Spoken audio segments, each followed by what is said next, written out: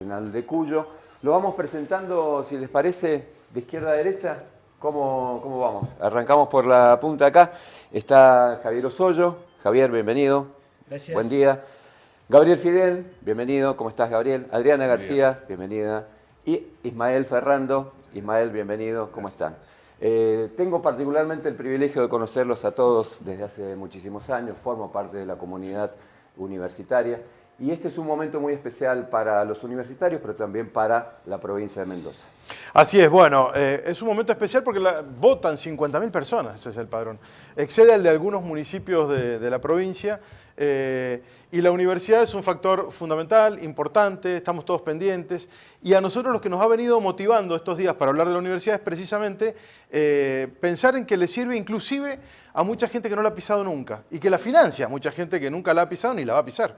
Por lo tanto, la importancia de la apertura de quienes va a ser el futuro rector o rectora de la universidad a las propuestas y conocer qué tiene de bueno, qué tiene de malo. Yo no sé si pueden decir qué tiene de malo porque tienen el riesgo de perder un voto, porque ese es el problema que hay cuando votan internamente, cuando hay un sistema electoral. Y mi primera pregunta tiene que ver con esto. ¿Está bien que se vote como se vota actualmente? Porque lo vimos como un triunfo, como un avance, como una evolución, pero ¿les conforma pasado un tiempo que se vote de esta manera en la Universidad Nacional de Cuyo para elegir sus autoridades? Cada uno puede responder, el que quiera. Ferrando. Bueno, gracias. Evidentemente el voto directo ha sido una conquista de la democracia. Es decir, creo que estábamos totalmente de acuerdo en la asamblea que tuvimos en el año 2013, en el cual se instauró el voto directo. Nos da representación, nos da participación, es decir, es el sistema que en realidad han adoptado las democracias modernas. Ahora, nosotros advertimos particularmente que, como solemos decir en los remedios, que por ahí tienen sus contraindicaciones o los efectos no queridos. Claro. La democracia directa ha producido de alguna forma la partidización de la universidad. Y no solamente acá, sino en los lugares en donde se produce la elección directa. Es decir, un poco la idea sería, estas nuevas generaciones o gestiones, tendríamos creo que el desafío de poder volver a esa política universitaria, pero no partidaria. Es decir, que nosotros, estos instrumentos internos nos sirvan para poder haber esa conciliación donde los que tenemos algunos años en la universidad, recordamos que tuvimos un Paco Martín que tenía una mirada, con una María Victoria Gómez de Erice que tenía otra mirada para afuera, pero adentro hacían política universitaria, o un Tucho Somoza después con María Victoria, o María Victoria con el Tucho, y después Tucho Somoza con Gustavo Ken. Yo creo que eso es un tema que tenemos que abordar, y que quizá con una ingeniería jurídica en el estatuto universitario pueda darle alguna flexibilidad de poder volver a la política. ¿Coincide el resto con esto que está planteando Ismael? Precisamente quería un poco recordar que Ismael y yo estuvimos en esa asamblea tan importante y él ha dado muy bien el punto que discutimos, y en ese momento recuerdo que Tucho Somoza invitó a otras universidades nacionales que tenían la elección directa para dar cuenta de si era posible o no en una universidad media como la nuestra la elección directa. Yo recuerdo el rector de la Universidad de San Juan en ese momento dijo, yo no abrazaría la elección directa en una universidad grande como la de ustedes. Y efectivamente estoy de acuerdo con lo que dice Ismael, pero también estoy de acuerdo con lo que en su momento planteó el rector, en la reforma del estatuto y en la elección directa, la necesidad de construir y caminar hacia una verdadera plataforma universitaria. Y eso yo creo que es el desafío que tenemos cada uno de los que estamos acá. Pensar en la no partidización, pero sí en hacer una verdadera política universitaria. Y creo que vamos en ese camino. Y lo que hemos tenido es este ejercicio de demostrar que tenemos que sortear estas situaciones, porque lo estamos viendo en estos 12 años de gobierno o de administración universitaria. Con el voto directo. Gabriel, Javier. Yo diría que en parte estoy de acuerdo, en parte lo diría de otra manera. Primero, yo creo que siempre la democracia y el voto directo y que la gente participe es lo mejor. Lo otro era, al final, era una asamblea donde se negociaban candidaturas y finalmente salían las autoridades de la universidad. Esto, de alguna manera, es más transparente porque la gente sabe exactamente quién se presenta. Entonces, a mí me gusta siempre más que la participación y la democracia directa. La democracia. Ahora, ¿en qué sí estoy de acuerdo? En el tema que la partidización o la grieta de alguna manera impactó negativamente en la universidad en los últimos años, pero yo no le echaría la culpa al sistema. En tal caso, las personas somos las responsables de que eso no ocurra. Entonces, creo que ha coincidido con la grieta en el país. Eso lo que pasó fue que justo apareció esto con la aparición con el tiempo de grieta en el país, y eso también de alguna manera penetró en la universidad, porque la universidad no está ajena a lo que vive la sociedad. Entonces, creo que es responsabilidad nuestra. Yo en esa asamblea estuve como un simple profesor mirándola, porque yo es la primera vez que soy autoridad de la universidad, ahora que soy vicerrector, pero a mí me pareció bien cuando se decidió eso, también otras cosas que decidió esa asamblea. Así que yo lo que diría es que es responsabilidad nuestra, y en eso estamos, creo que, por lo menos en mi caso, en nuestro caso, hablando de eso, que hay que terminar con la partidización. Política siempre va a haber, porque las personas son todas políticas, todas tienen su pensamiento, pero después de ahí convivir entre nosotros, luchar por la diversidad, por la pluralidad. Una universidad cuanto más diversa es mejor. Así que yo diría, coincido con que es malo eso, pero creo que no se puede volver para atrás en cuanto a la participación de la comunidad. Creo que todos estamos de acuerdo. No, mientras más democracia mejor, absolutamente, y es más, falta democracia. A ver cómo sería eso. Hay instituciones que no votan. Los profesores del Balseiro no votan, los profesores del ITU no votan, los secundarios no votan, es decir, debemos ampliar aún más. Política hubo siempre. A ver, con el sistema indirecto también había política. Eso plantear que no había política. Había política. El pacto radical peronista, en el cual participé como estudiante del año 85, era básicamente porque lo que teníamos enfrente es lo que había quedado del proceso militar. Era político y los partidos políticos intervenían aún con elección directa. Es cierto que el sistema es más permeable en la elección directa, pero nosotros pensamos que lo que debe primar es una política de no partidización. Una política de no partidización, es decir, que los gobiernos universitarios respondan a los intereses universitarios, porque el conocimiento tiene que ser autónomo. Y eso es lo que dice la Ley de Educación Superior. Autonomía universitaria significa también ser autónomo del poder político externo. Yo les voy a hacer una confesión que un poco disparó esta convocatoria, que nuevamente vuelvo a agradecer, porque nos pareció aquí en 617 un muy buen gesto por parte de todos ustedes de marchar juntos esta semana en la marcha universitaria. Y me parece que eso fue un buen gesto de los candidatos, quienes aspiran a conducir la universidad por los próximos 4 años. Pero también, y discutiendo con Gabriel y con el equipo, decimos, bueno, ¿y qué hace la universidad, qué hacen los universitarios para no solo marchar y enfrentar esta situación tan particular de asfixia presupuestaria que hoy tiene el sistema universitario nacional? ¿Cuáles son las tareas pendientes? ¿Qué se puede hacer más allá de salir y protestar y marchar, que está muy bien? Empiece el que quiera. A mí me parece que la universidad permanentemente está haciendo cosas y reformándose permanentemente. Es decir, nosotros tenemos un plan estratégico 2030 que marca un rumbo. Tenemos facultades que están permanentemente discutiendo la durabilidad de las carreras, por ejemplo, la instrumentación de nuevas tecnologías en las carreras. Permanentemente lo estamos haciendo. Cualquier economista sabe que una empresa sin inversión no anda. Es decir, la universidad puede tener discusiones y puede tener autocrítica, y la tiene permanentemente porque es una comunidad muy plural, muy plural.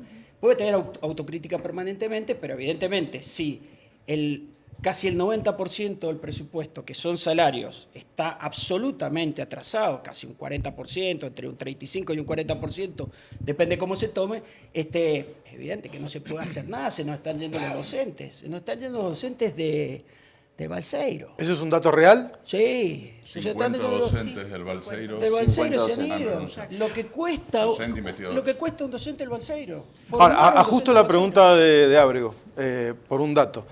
Si se llegara a cortar de cuajo el flujo de dinero del gobierno nacional, que tiene obligación de ponerlo, estamos todos de acuerdo, si se corta de cuajo, ustedes dicen, bueno, ¿cerramos, clausuramos la universidad o están dispuestos a pensar un modelo en donde ingrese dinero por otro lado?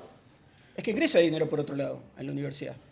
El posgrado es arancelado, la universidad tiene patentes, tiene transferencia tecnológica, tiene un montón de cosas.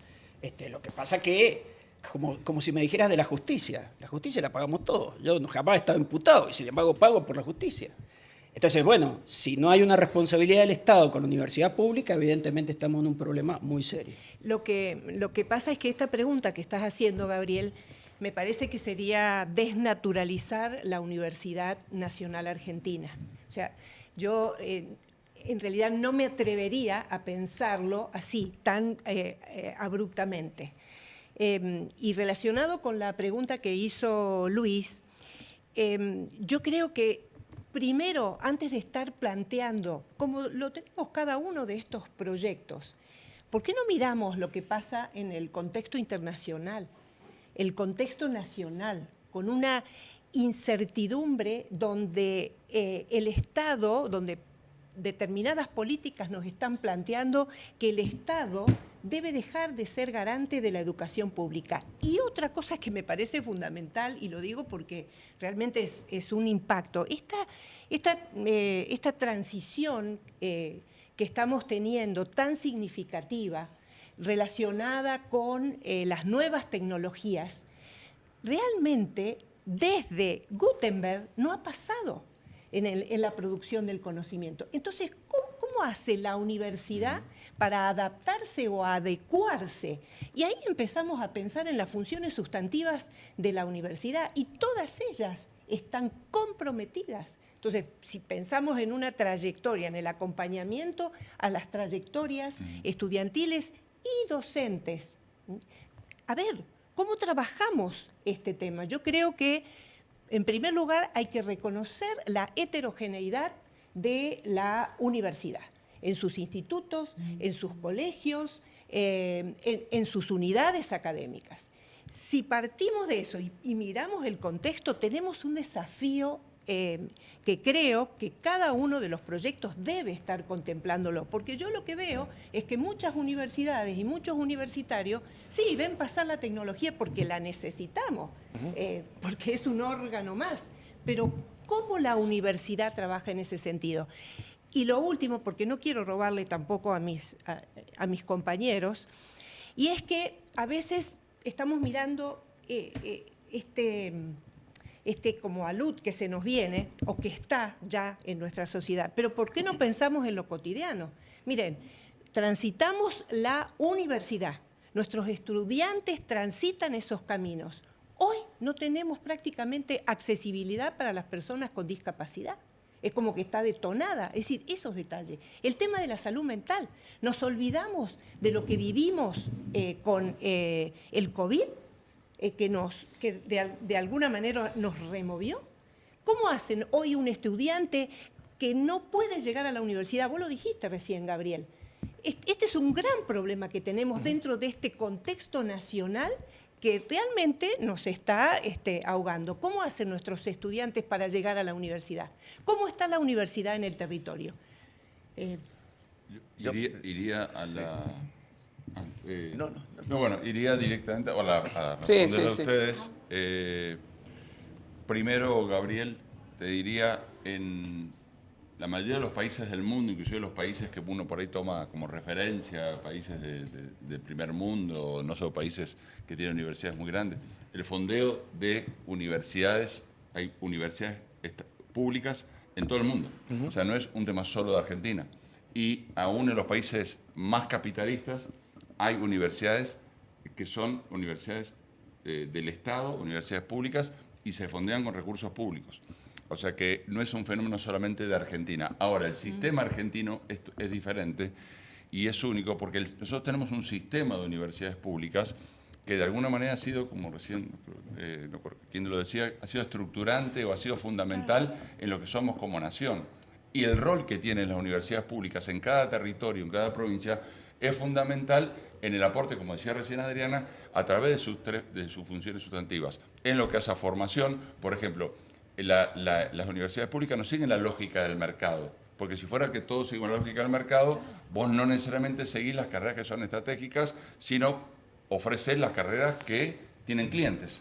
Entonces, la lógica de cliente no existe en la universidad pública, y la universidad pública tiene un impacto a través de la enseñanza, a través de la investigación y a través de la extensión y la vinculación, que hacen que contribuyan de otra manera al desarrollo de cada provincia, entonces, o de cada territorio. Entonces, nosotros creo que hoy cuando decimos defendemos la universidad pública, estamos defendiendo la educación como derecho, pero también estamos cuidando desde las distintas miradas lo que para todos significa la universidad. Ahora, ¿eso significa que no tengamos tareas pendientes, que no haya cosas para hacer, para mejorar? Por supuesto que sí, como recién decía también Javier. Nosotros hoy tenemos que ir adecuándonos, tenemos que ir mirando los cambios que hay, tenemos que tener otra velocidad de ejecución que quizás antes podíamos no tener, pero hoy no hay forma de no tenerla.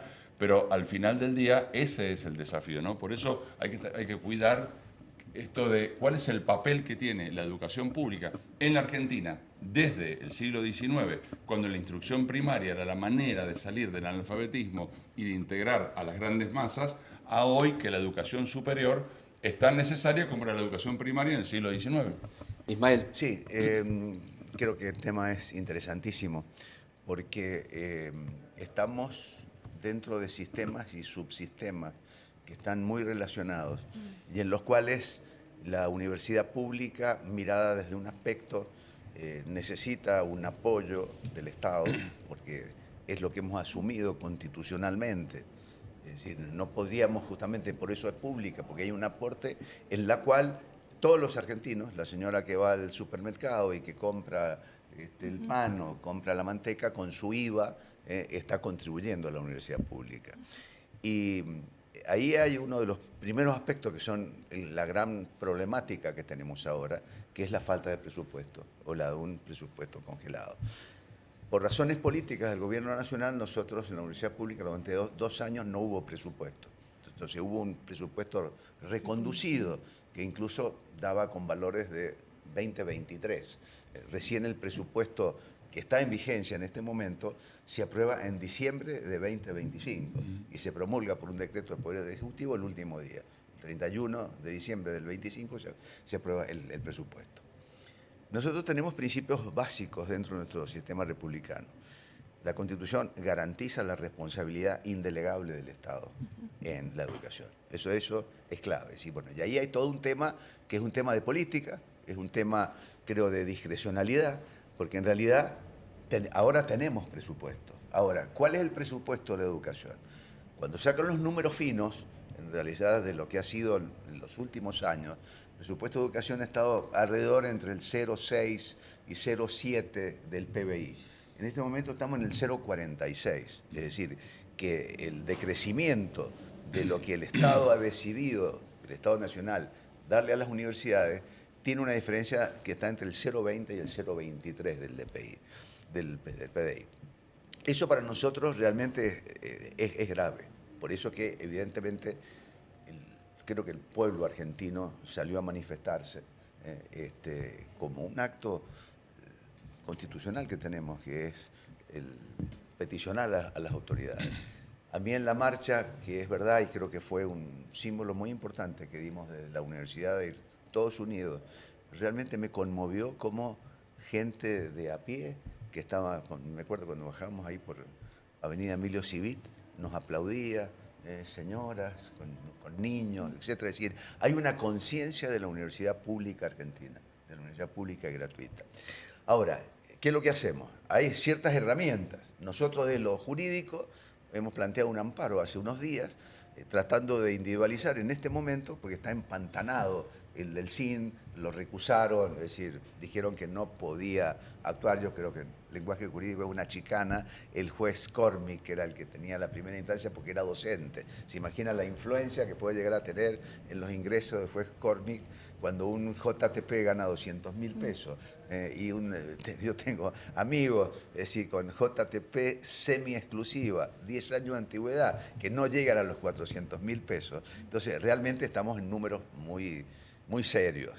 Entonces, uno de esos aspectos sería que lo está haciendo muy bien el cine. Nosotros hemos tratado de coadyuvar en algo que va paralelo y que de alguna forma no se entrecruza, sino que se paralela, porque en realidad, desde 1994, el jefe de la administración es el jefe de gabinete. El presidente dejó de ser el jefe de la administración. Es decir, que el que tiene que decir de dónde sale la plata no son las universidades ni la oposición, sino Adorni. Pero en realidad, sumando lo que dice Ismael, hay un amparo colectivo, para contarle a los oyentes, hay un amparo colectivo que está hoy pasó a las primeras 2 instancias, donde el gobierno perdió en esas primeras instancias, está en la instancia de la Corte. Entonces, amparo colectivo que fue presentado por todo el sistema, pero firmado por 49 universidades, incluida la nuestra, lo que busca justamente es la implementación de la ley. Entonces, está ahora en la última instancia, nosotros esperamos que salga favorable. Perdón, Ismael. No, perfecto. Lo que pasa que procesalmente, como el gobierno apeló la ratificación de la medida cautelar que estaba a favor, esa concesión del recurso extraordinario, por un artículo del Código Procesal Civil y Comercial de la Nación, que es el 258, le da efecto suspensivo. Entonces, mientras que esté en la Corte, lo que se había logrado, tanto en primera instancia, está frenado.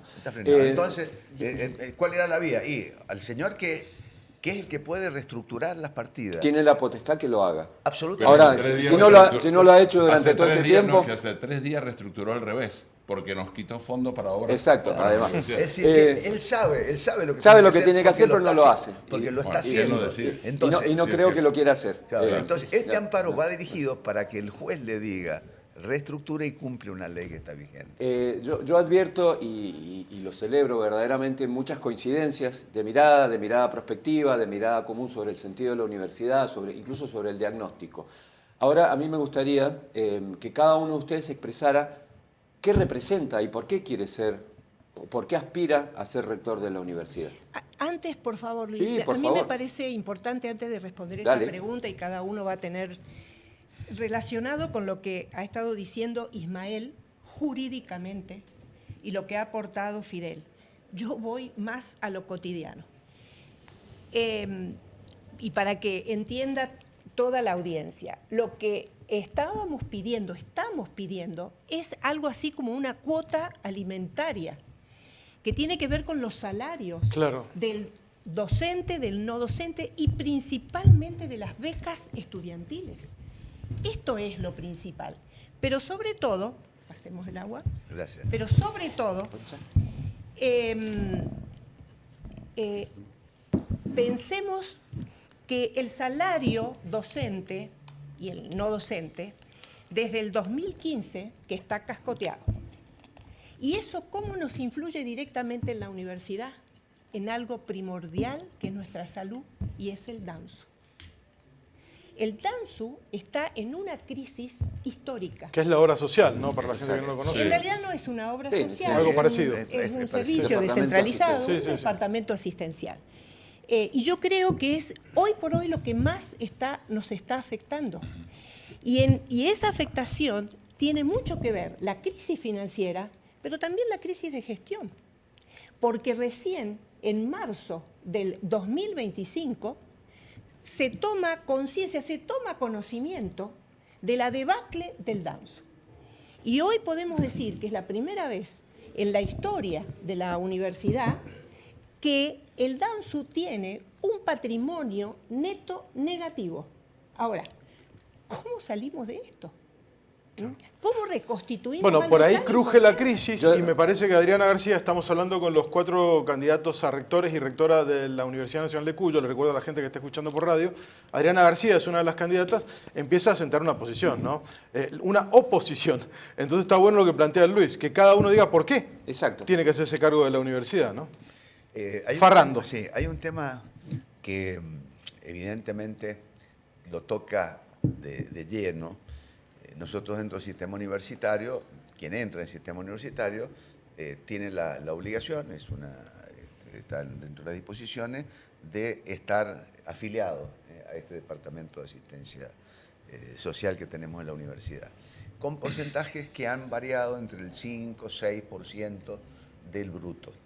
Ahora, cuando el gobierno nacional vetó la ley de financiamiento universitario, que fue octubre del año pasado, reconoció en el decreto de veto un decreto 759, que fue el 20 de octubre. El 29 de octubre, 9 días después, el CIN interpuso el primer amparo.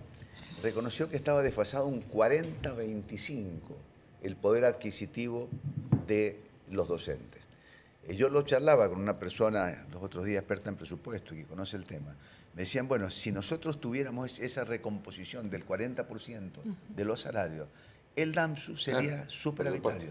Es más, han analizado que hay una propuesta media... Esa asfixia termina asfixiando también al DAMSU. Y porque hay un problema de ingresos. Absolutamente. Claro, nosotros lo hemos planteado en el amparo. Y es más, un tema que no deja de ser importante, que es aquellos que han pasado 30, 40 años en la universidad y que están jubilados.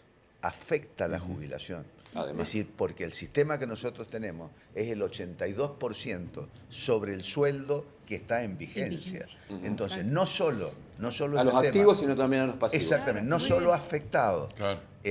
a los docentes, los no docentes, las becas, como decía Adriana, las becas de investigación, sino está afectando al sistema universitario, que entramos con temas complejos. Hay un derecho a la salud que uno viene aportando de hace 40 años o 30 años o 20 años. Y además a la clase pasiva, que aportó durante 40 años, permitió que eso a los demás que están dentro del sistema ASIPA pudieran, cuando ellos eran activos, que se jubilaran y pagar otras jubilaciones, y en este momento tienen una jubilación deprimida.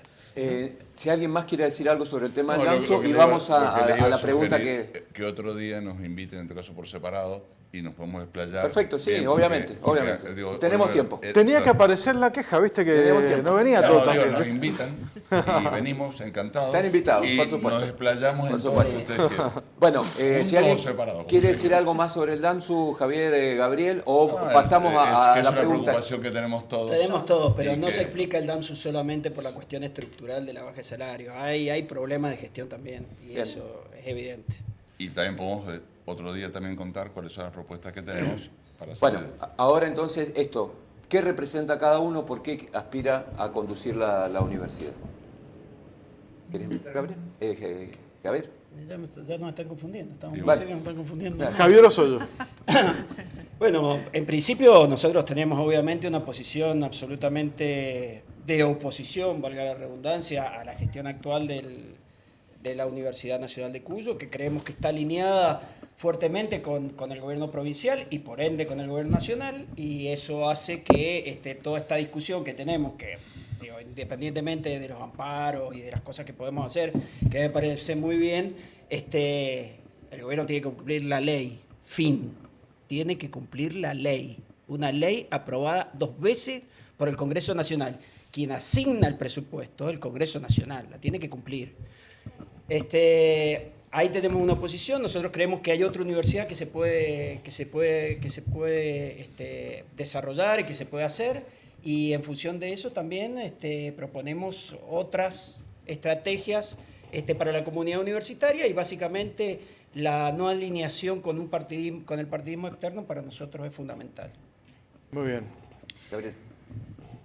Nosotros creemos que, junto con María Flavia Filippini, que es la decana actual de la Facultad de Ciencias Agrarias y que integramos la fórmula, ella como vice, yo como candidato a rector, nosotros lo que planteamos es, creo que lo que ofrecemos es un liderazgo para la universidad que combina las capacidades y la decisión de hacer una férrea defensa de la universidad pública, de nuestra universidad, la capacidad política que hay que tener para poder hacer eso, para poder dentro del CIN no ir a ver qué nos dicen, sino ir a llevar nuestra voz y decir lo que opina nuestra universidad, lo que piensa, y luchar por eso, junto con una capacidad de transformación educativa y una capacidad de resolver los problemas para adentro, que también es importante, y con autonomía. La verdad que muchas veces hay gente que dice que es independiente, pero en realidad lo bueno es que sepamos quién es quién, qué representa, cuáles son sus ideas, y todos tenemos legítimamente derecho a tener las ideas que queramos tener. Pero para dentro de la universidad creo que tenemos que trabajar como un solo equipo y con autonomía y con diversidad.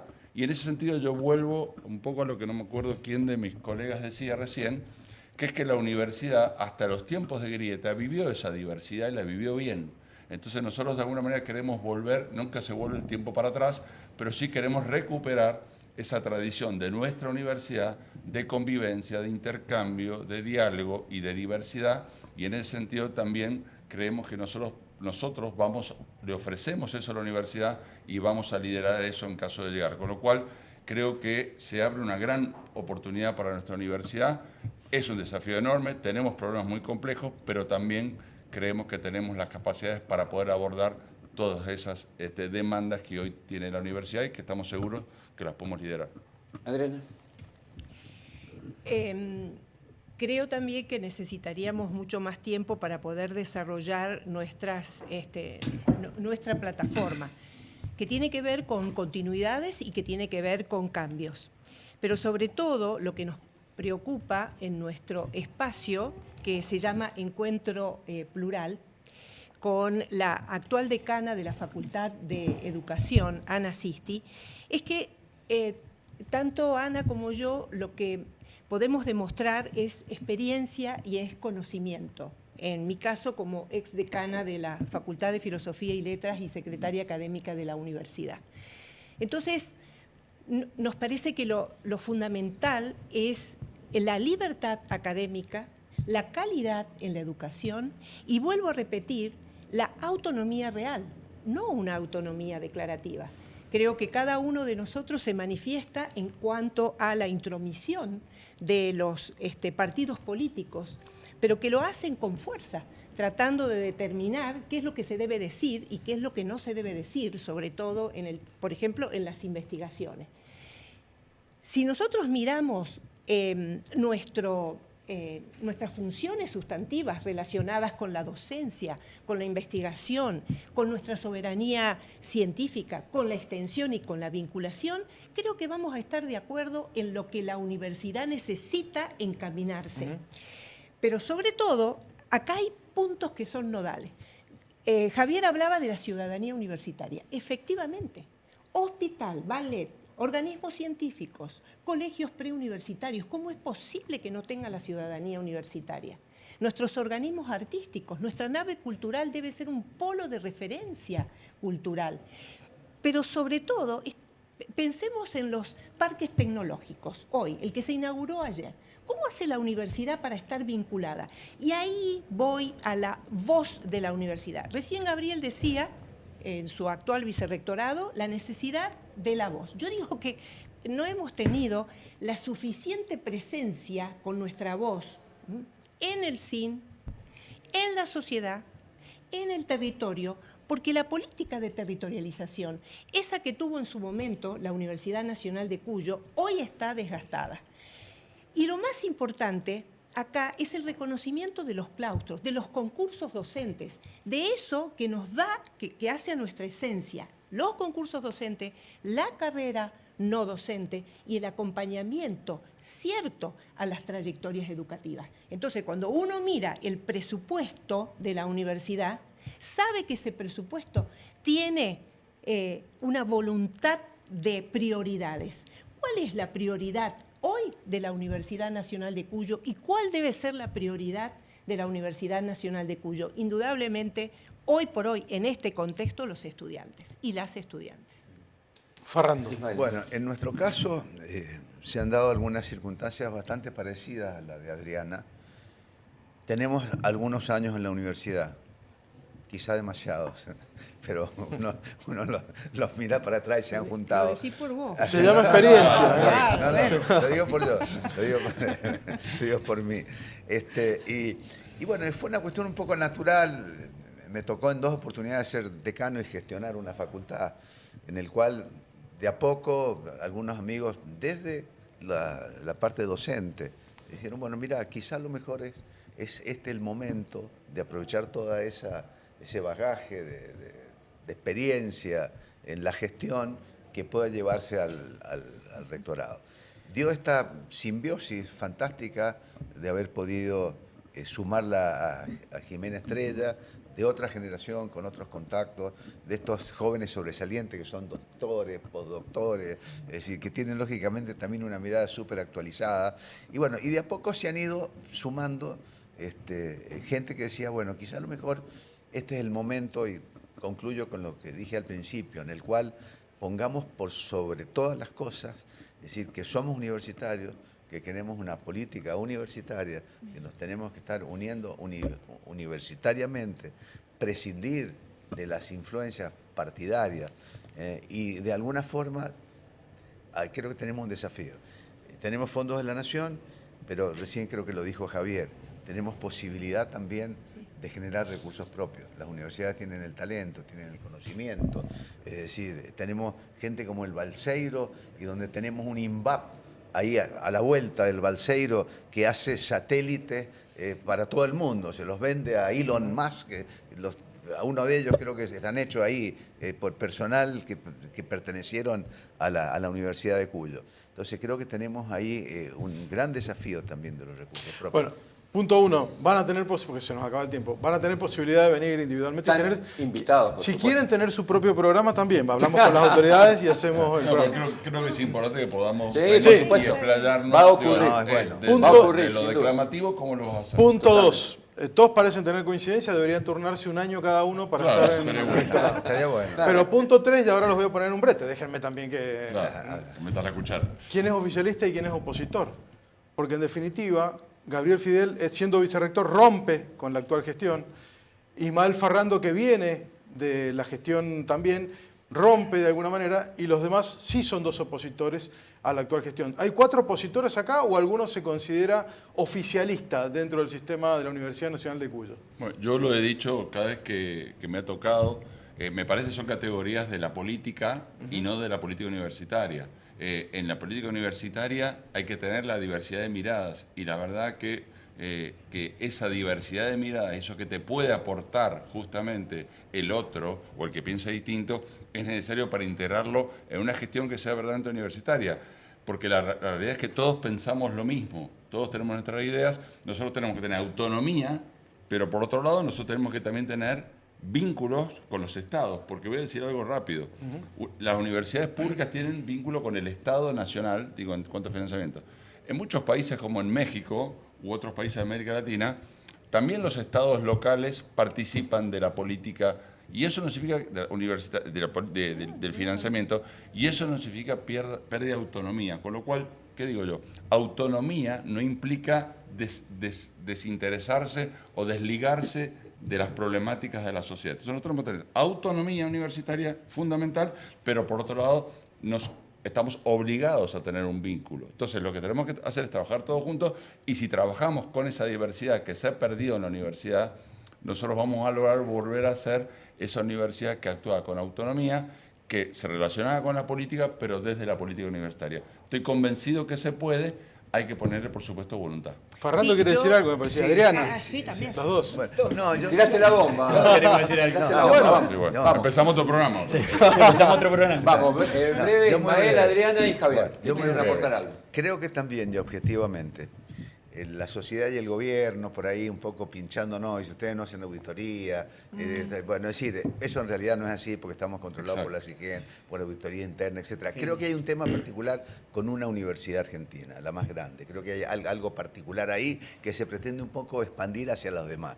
Las universidades... La UBA, estás hablando de la UBA. Concretamente, no la quise decir, pero No, la digo yo. es eso.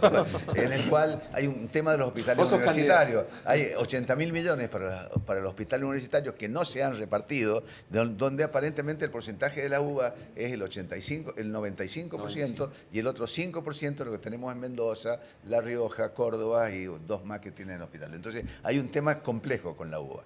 Ahora, independientemente de eso, que estamos bien y que hacemos auditoría, creo que nos debemos también una autocrítica interna, seria, cómo optimizar los recursos.